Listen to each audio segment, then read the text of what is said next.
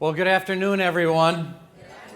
Thank you, George. Appreciate that. I want to thank Mark for inviting me and giving me this opportunity. It was an honor to speak with the National Urban League last year in Cincinnati, Ohio, and it's a privilege to join you again today to kick off another conference. And I hope it's a great success. But since you're down here in Florida, I hope you can find time to enjoy the sunshine and the beach. And I heard that Hillary Clinton is speaking on Friday morning, so maybe that might be a good time for you to hit the beach and check out the best of Florida. No, I'm just kidding. I'm just kidding. You know, we could use a little political fun once in a while.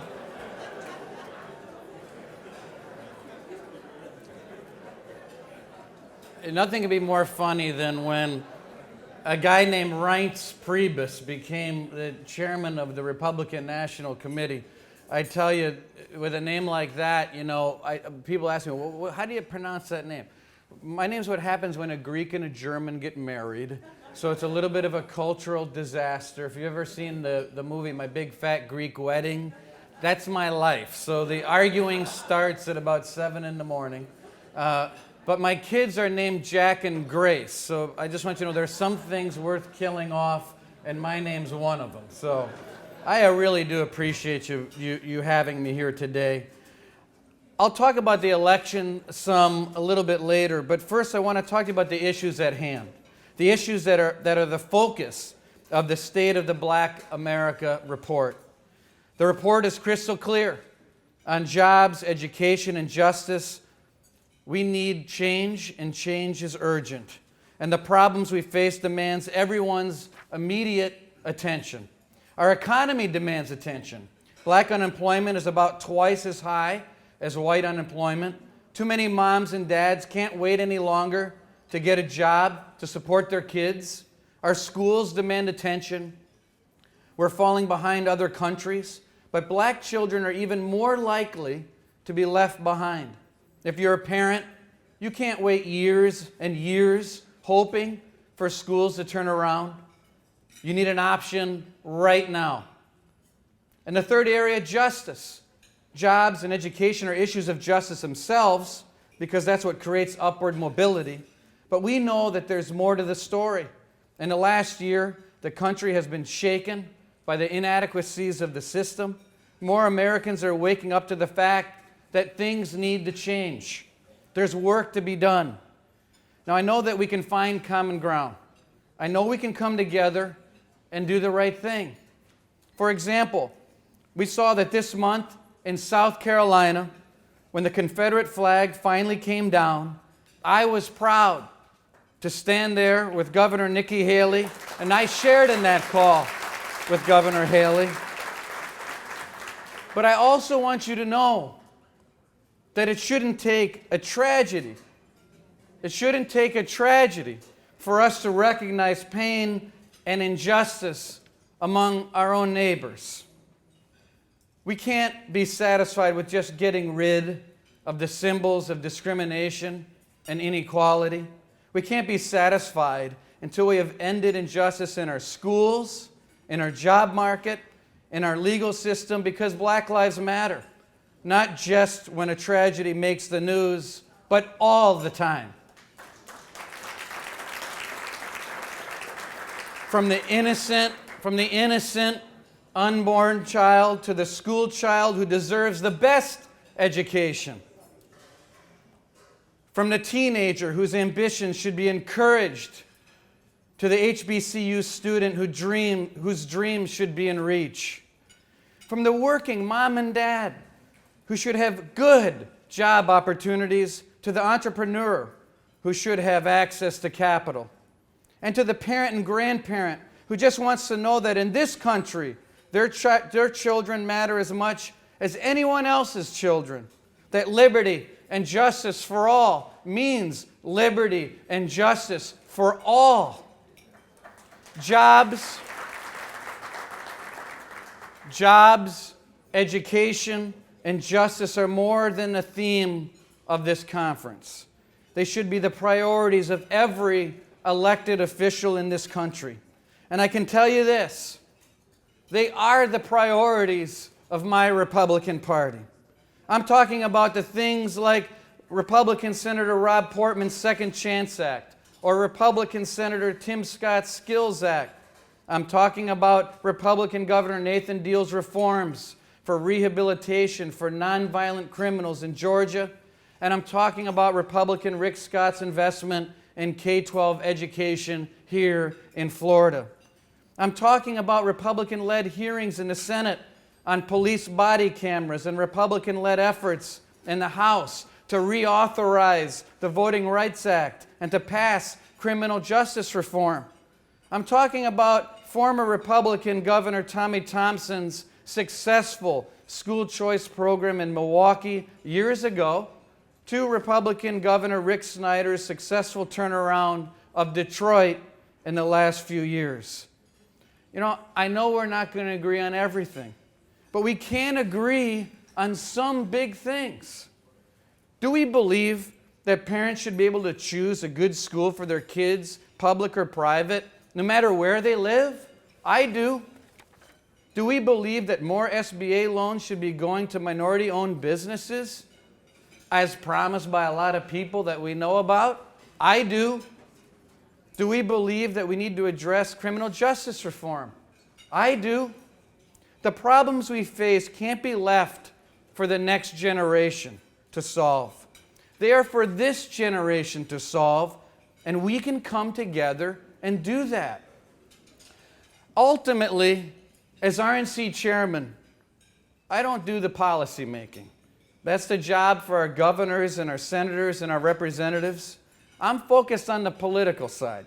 And sometimes the stuff we do at the RNC, it doesn't make a whole lot of headlines. Sometimes I call it the boring stuff. But you know what? Digital strategy, data engineering, voter engagement, that makes a big difference in these elections. But even if it doesn't make the headlines, it's really important.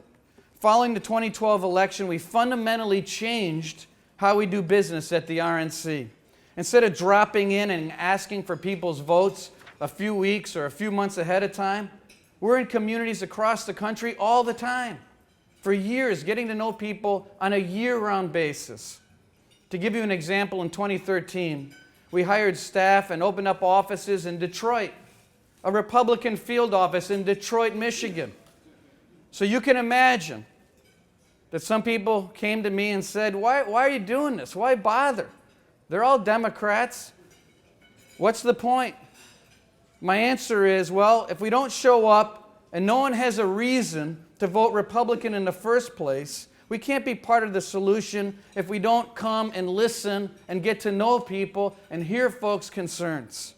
We don't want to be a party. We don't want to be a party that represents part of the country. We want to be a party that represents the entire country. We have our work cut out for us. The majority of urban areas, as you know, are represented by Democrats.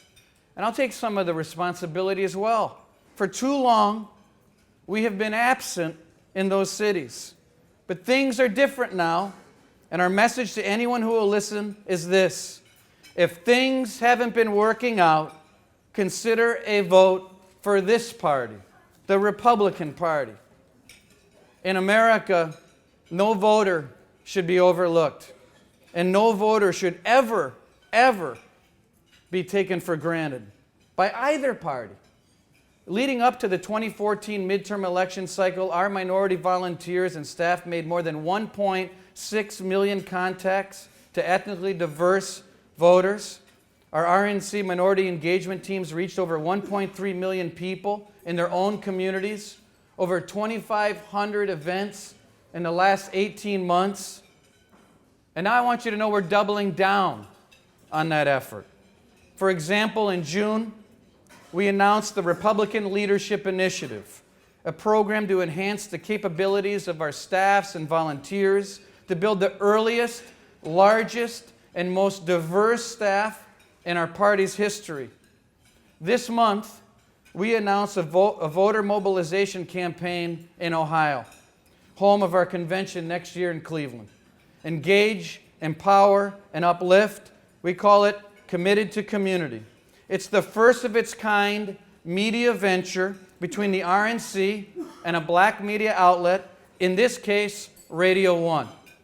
It includes conferences and concert series, faith-based initiatives, radio and digital advertising, and more, and we're just getting started.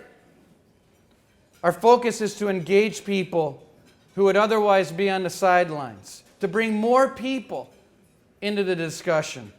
So we're grateful to Radio 1. We're grateful to Alfred Liggins for making this commitment to us. And I know Alfred also believes in the work of the National Urban League. He understands the urgency of the issues we face. As he wrote in the State of Black America essay, he's a, quote, second-generation African-American male entrepreneur, and he says, quote, "It's 2015, and unfortunately, I'm still a virtual anomaly." That is exactly the sort of thing Republicans want to work to change. That shouldn't be an anomaly. I know among the people in this room, we have successful businesswomen, businessmen, and black-owned businesses are growing fast. We can do better, but Alfred Liggins can't do it alone. The National Urban League can't do it alone. The Republican Party can't do it alone. For too long, some have peddled the idea that only one party cares about communities of color.